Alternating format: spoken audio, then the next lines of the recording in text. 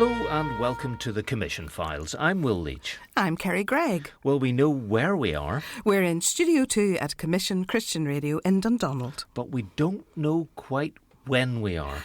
We don't? What are you talking about? It's the big studio clock. It's stopped again. So we could be any time or any era in history, much like my dress sense. You said that, not me. But we do know who's with us this time. It's Avril Edgar of Acacia Path. Hi, Avril. Hi, it's great to be here. You're very welcome. Avril, it's great to see you. Thanks for coming in. Now, we've invited Avril because we want you to do a bit of imagining for us. Imagine, for who knows what reason, you no longer live in the town where you live now. Imagine if that town isn't even in the same country. Or the same continent. Imagine you're now in a place where no one speaks English. No one. You've no idea how anything works because it's all different. The roads, the shops, the police, the doctor's surgery, the chemist, the schools. You name it, it's done differently, and you're expected to just know and fit in. Imagine that you're already heartily homesick, you're worried about money, somewhere to live, most of your family aren't even in the same country, and you honestly don't know if you'll even ever see them again. You will have seen or met or know someone to whom all that has happened, or is happening right now. These are often the stories of the refugee community who live among us. Ordinary people with very human stories who badly need a friend who'll help them learn to live here and play an active part in society, which so many of them want to do. And that's where Avril and Acacia Path come in. Avril, tell us what Acacia Path is. Yeah, so we are an organisation that seeks to bridge the Christian community with the newcomers here in Northern Ireland. It's our goal to see people settled, adjusted, equipped with language and have friends. How did you get to be involved with Acacia Path? I mean, the name, could you maybe even elaborate and explain the name to us as well? Sure. So I am an English teacher by background. I have taught both overseas and here for quite a long time. And in 2021, we saw there was a greater need as more and more people found themselves in Belfast. It was really just Belfast back then. And as people came and as we saw that mass increase, there were lots of great services provided, but we saw that there was a need for churches to be able to get involved really straightforwardly and just hit the ground running. And so we created Acacia Path. We did it a bit backwards. We did all the business side first and then tried to figure out what we would do. When you say we, who's the we? So there were four of us back then as friends who all had a heart to help and welcome refugees and asylum seekers. And we sat down and we thought, how can we were doing it anyway as individuals, but how can we do this collaboratively? How can we have recognition in the refugee sector so that we're respected by other organisations as well as have good credibility among the refugee community themselves. And so we wanted to do things well. We wanted our volunteers to be equipped. We wanted our volunteers to be checked and safeguarded so that everyone was protected. And so we worked through all the practical stuff first. And then we said, God, what would you have us do? And God really opened the door for us from the very beginning to go in there. And we called it Acacia Path because the acacia tree is one that is, if people are familiar with the Old Testament, the Lord asked the Ark of the Covenant to be built from the acacia tree, from the wood. And so as we thought about God dwelling among people, we have this real vision for God to dwell among the people that he has brought here. And it's a tree that's really represented right across North Africa, Middle East, East Africa, where lots of our newcomers are coming from. And so it's a tree that provides community. People will gather under the acacia tree for community, but it's also a tree that provides hope because it's a tree that grows in dry places. And so if you see an acacia tree, you come across water and, Christ gives life, and it's our hope and desire that we can share some of that life with those that we meet. Who are the kind of people who come here as refugees? And you know what I'm getting about. A lot of people watch the news, they read the newspapers, they maybe have an idea in their head, but you meet so many people.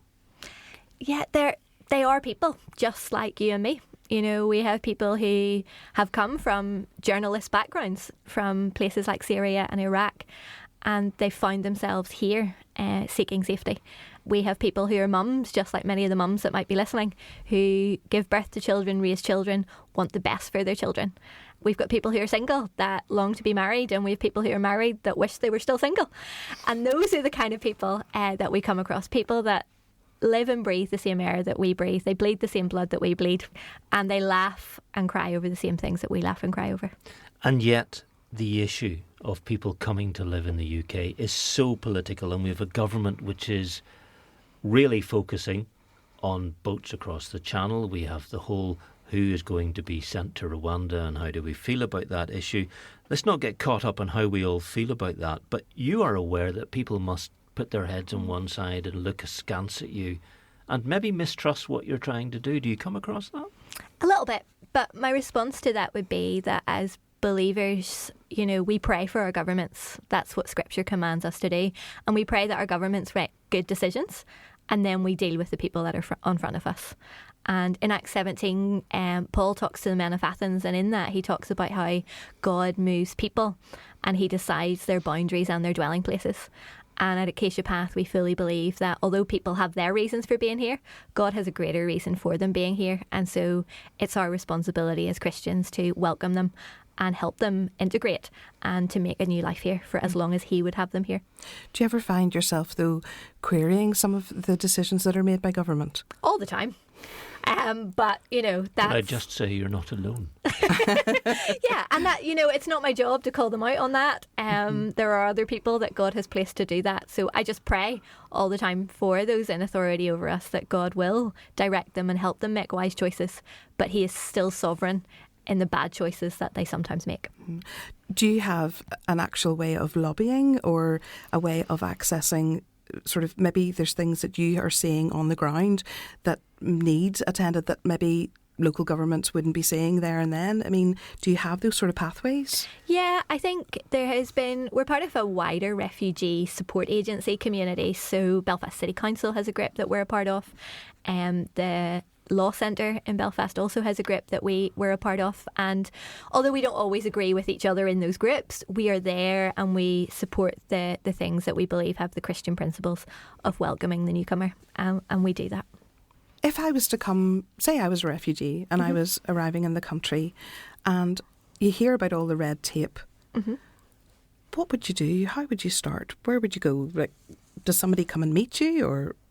No, it's a really scary thought, actually. And if I thought about landing, and I've travelled quite a bit and I've been in other places, but actually trying to navigate a whole new system when you know nobody is really difficult.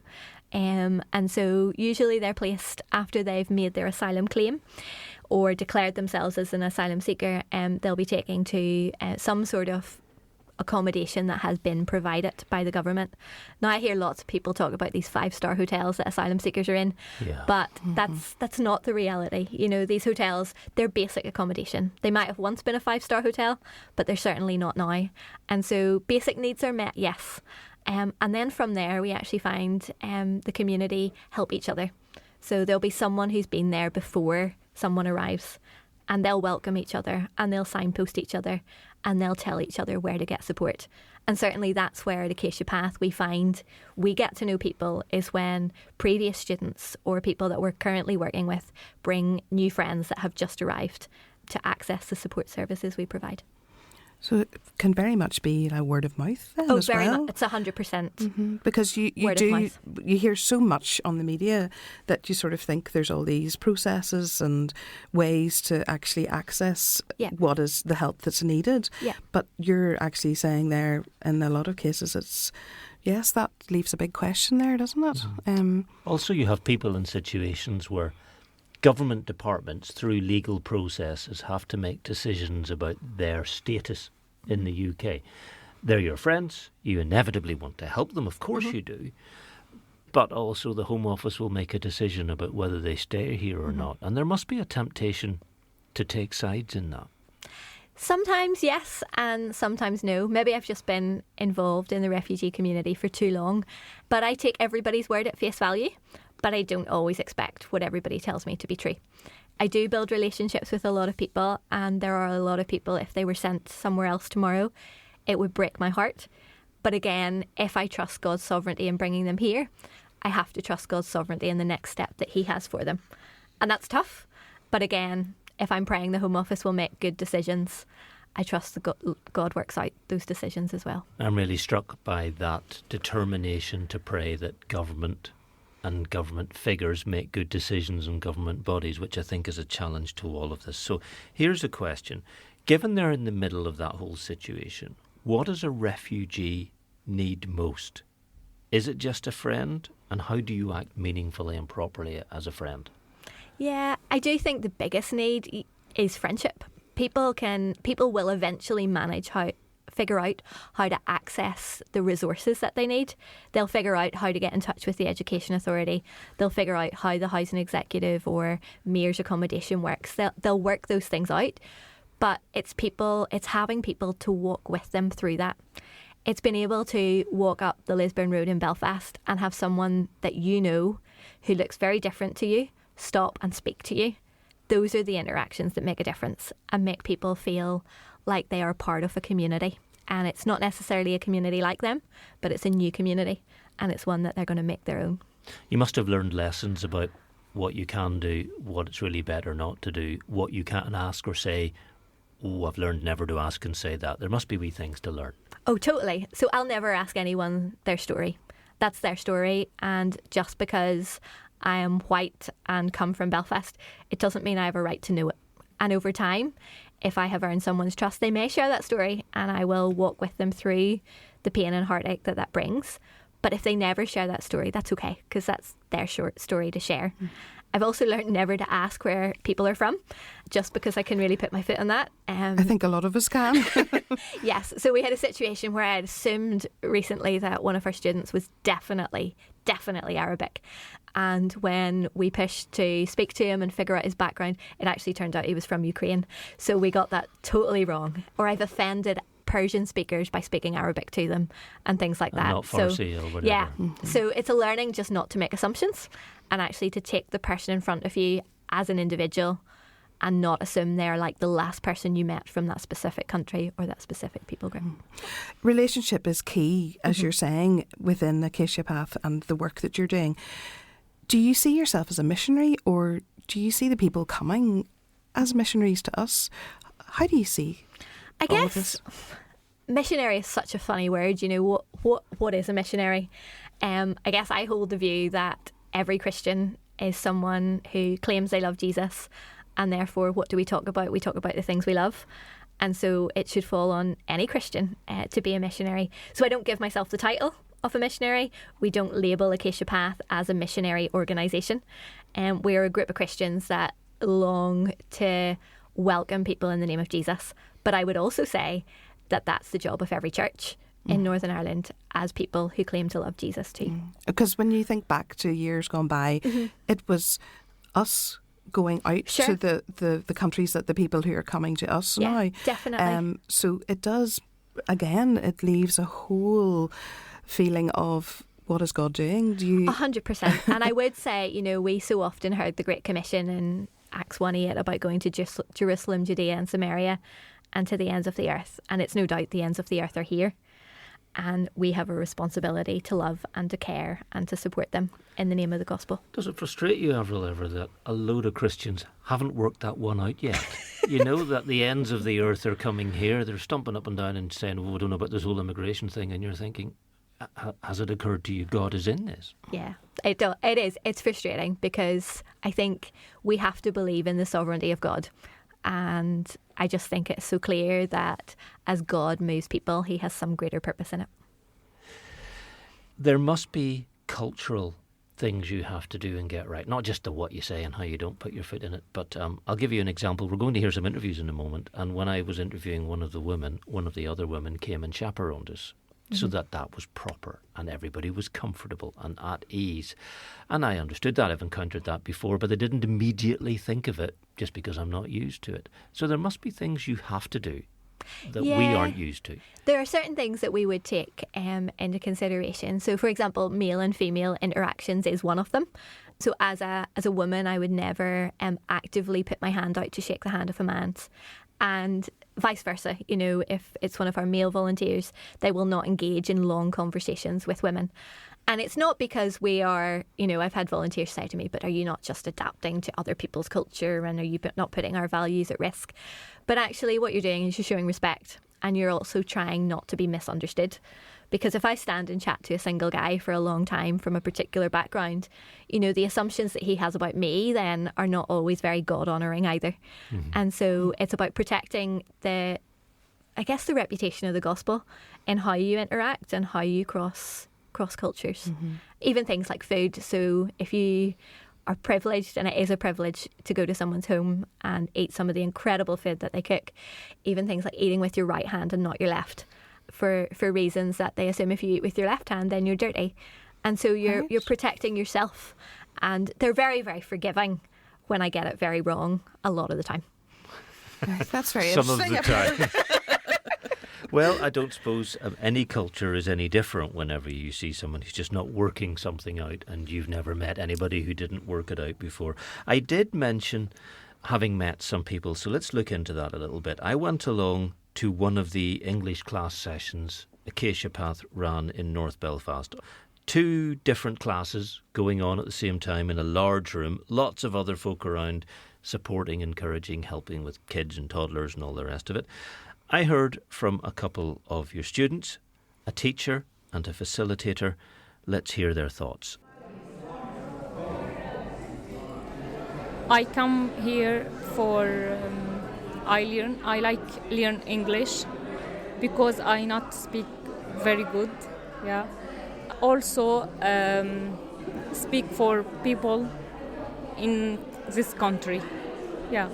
I am before not understand any words. So or now I understand but not speak good, but understand. Yeah. My name's Nigel Quinn. I'm a retired barrister, and I have a particular interest in trying to welcome newcomers to the Belfast area. I've been involved here for about 3 or 4 years, and it's a wonderful opportunity, first of all, to make friends and also to help people navigate their way through a very different environment. Most of the people who come along initially don't speak any English. They come from a wide variety of countries, from Yemen, Syria, from Tunisia, from Afghanistan, from Iran. We have people from all over the Middle East and the Horn of Africa, a lot of Somalians. And they all have good fun meeting each other. Clearly, many of them have had very difficult journeys to get to here. They have to navigate officialdom. They have to sort out getting their kids into school. And life is difficult for them. So we try and show them that we care about them, that despite a lot of the stuff we're hearing in the media at the minute, that there are people who want to welcome them here and want to try and enrich their lives. But critically, unless they can speak English, living in this part of Europe, they're not going to get very far. I need a job good. I love English. I learn English in here and another English and the international meeting point and Belfast meet. So my name is Julie and I help facilitate the English class here in North Belfast. It's lovely meeting all the different people from all different backgrounds. People here this morning from about 10 different countries, learning about their culture, learning about their lives, and I think as a people then we grow from understanding different cultures and different languages. It's good fun, the classes are very relaxed, and yeah, we make lots of friends from doing this. There's lots of buzz in here. There's a big hall. There's areas where children who've come with their parents can play, can colour in, can fitter. There's bits where toddlers can sleep. People are taking care of everybody else. But there's a lot of buzz, and there's a lot of involvement. And when class restarts, you notice everybody's there, everybody's wrapped. Yeah, the English classes are really important. We've noticed that within the community. There's not enough places within organisations like Belfast Met for English provision. So these community classes are a real There's a real need for them in the community. Without these, they would maybe only have class one day for a couple of hours a week, and really your English isn't going to progress much with that. We have a brilliant group of volunteers who give up of their time to do this, and without them, we would be lost. But everybody loves coming. All the different abilities we cater for beginners, so some of the ladies here have very, very little English, right up to people who can converse quite easily. Well, that's how I got on visiting one of the Acacia Path English teaching sessions. Avril, how typical a session is that we've just heard? That's pretty much what we do. It's chaos, but it's fun, and people engage in community and language learning. So we run classes both in the community, like the one that Will visited, but we also run similar classes in some of the asylum accommodation. So some of those places that we term as hotels, we go into where they are and we seek to do the same. Different classes at different levels for different abilities. You're listening to the Commission Files. We need to take a quick break.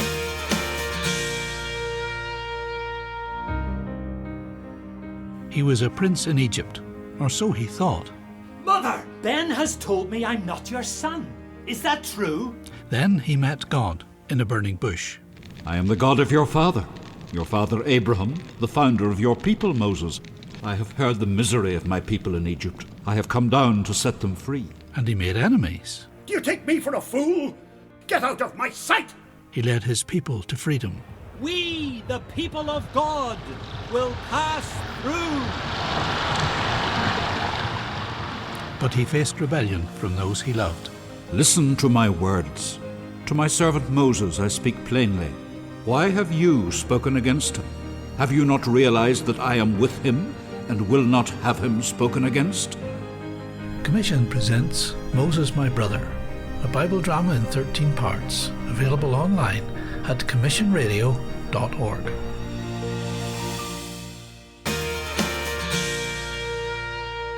And we're back here chatting with Avril. You mentioned earlier that your background, you were an English teacher. Yeah.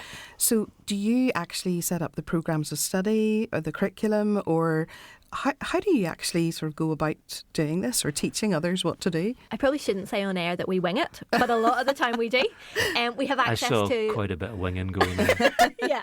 So we have access to a lot of material. And so we give our teachers access to that.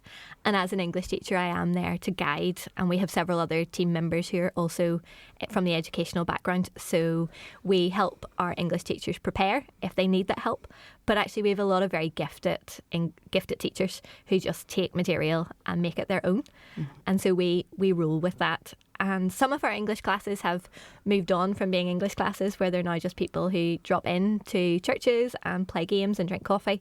It's whatever we feel the community needs. So we're not about getting through a curriculum.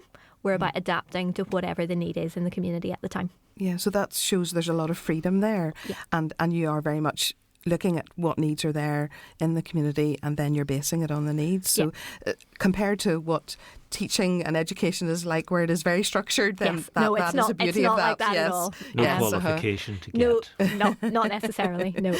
Well, obviously you've had to have a passion for this sort of work. Where did that get ignited?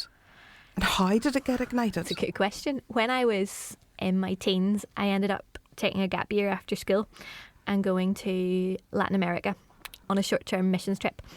So I did some training overseas or training in England, and then was sent overseas. And it was while I was there, I was the newcomer. I was the foreigner. And if I hadn't have been welcomed, I have no idea how I would have survived.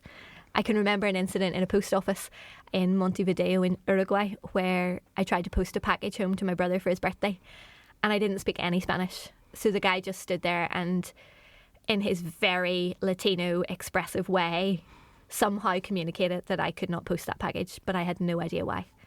And so I left and I stood outside the post office and I cried. And I phoned somebody that spoke Spanish. Right. And they came and they posted it for me. I fast forwarded 6 months and I was in a post office in my hometown, and there was a Polish guy in front of me who had no English, and I literally watched the same scenario unfold, and I was able to help him.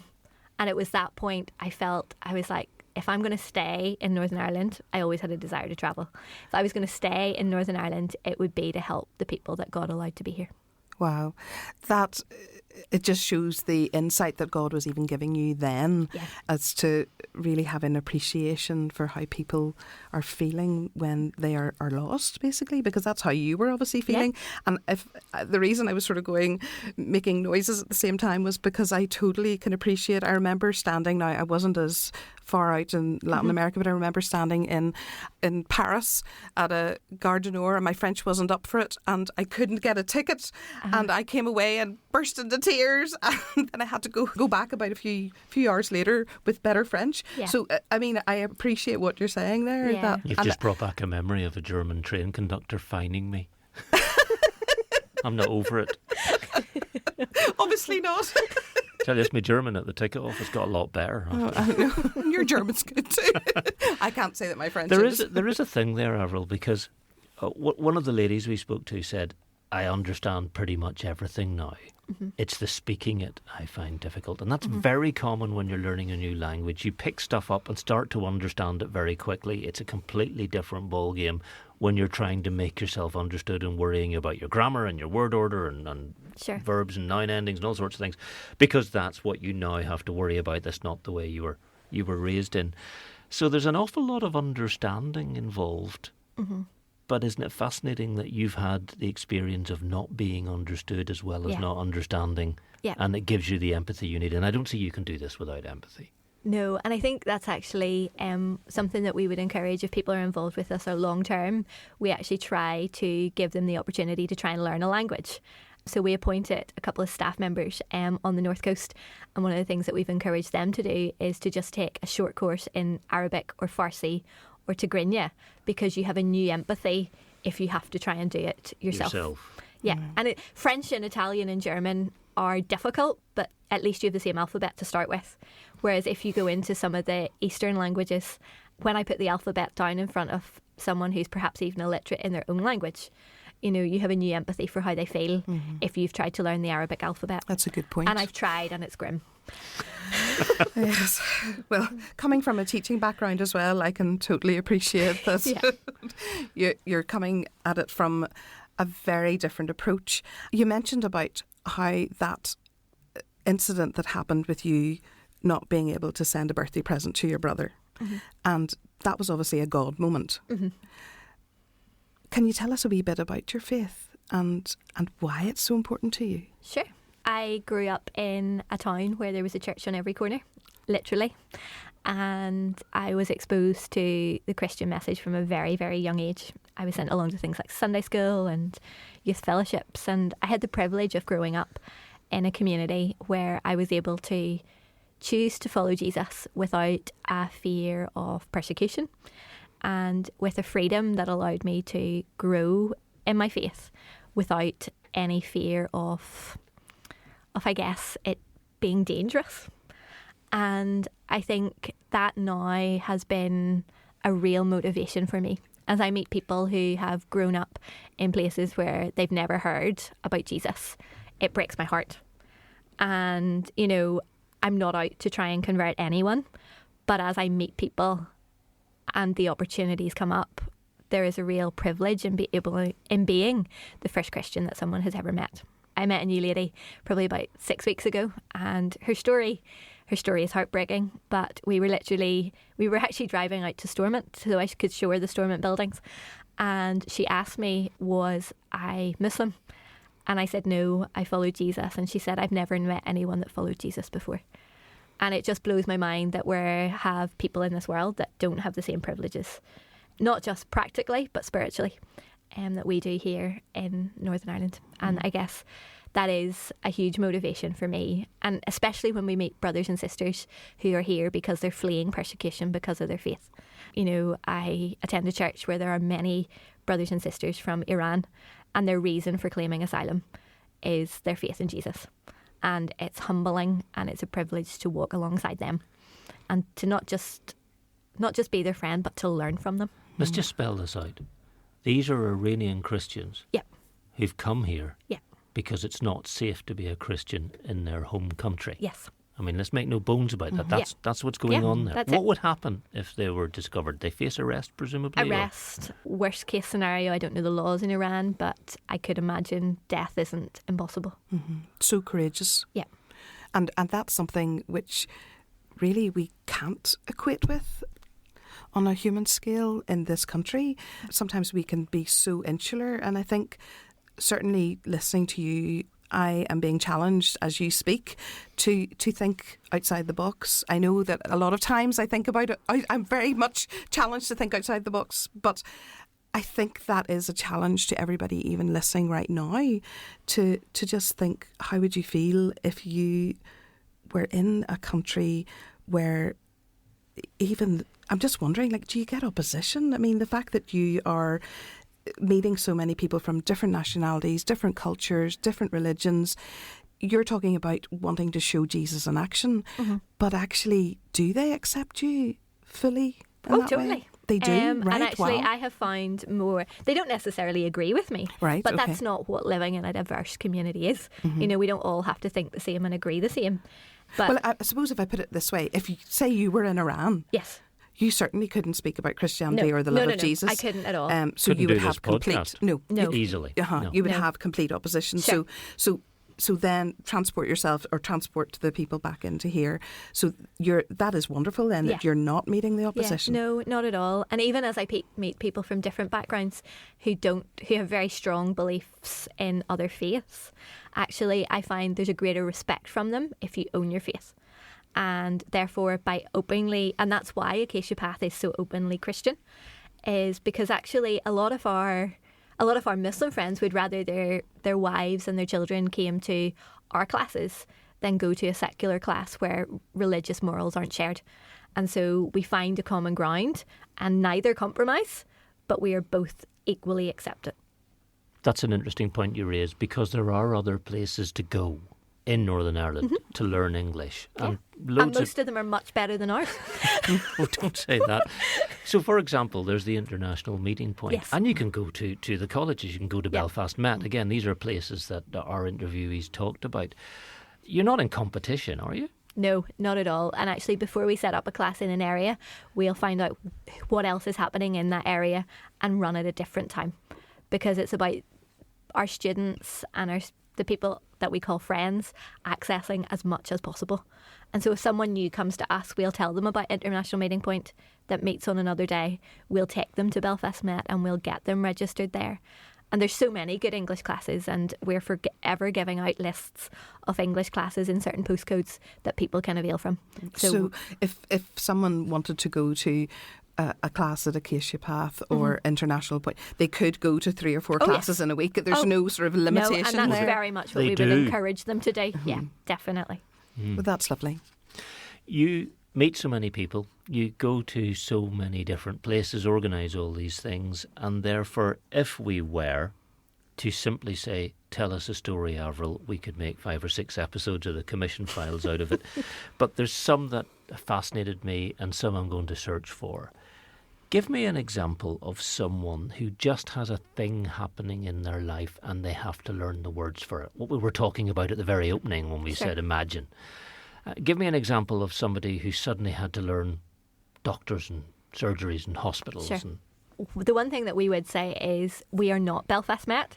And so the English that we teach is often quite different. So we'll take a very practical approach. Not that Belfast Met's isn't, but they have to learn all the grammar and the tenses. And so our curriculum is usually divided into categories. So going to Tesco, going to the doctor, going to the opticians, making a dentist appointment. Those are all the things that I wish I'd learned in French. So those are the things that we seek to do. And I recently had a situation just before Christmas where I was teaching I think it was about 6 weeks on medical vocabulary. And the students had a reasonable grasp of the language, so they were probably in our middle group. And as we taught, we were learning things like X-ray department and asking for blood results and finding out what time you'd be discharged and all of those kind of things. So we finished the module, holidays came, and I had one very excited student arrive just after Christmas to tell me that she was so glad she'd learnt that vocabulary because her husband had been admitted to hospital over Christmas and she managed to get through the 3 days that he was in hospital without an interpreter because she had the language. Oh, that's wonderful. And never had I been felt so affirmed in the things that we taught. It works.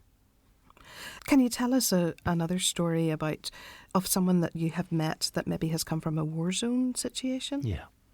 Yeah, so there was a lovely, lovely gentleman in one of the hotels, and we literally met him the night he had arrived, and he showed us the soles of his feet because he had walked most of the way and his shoes were just worn apart.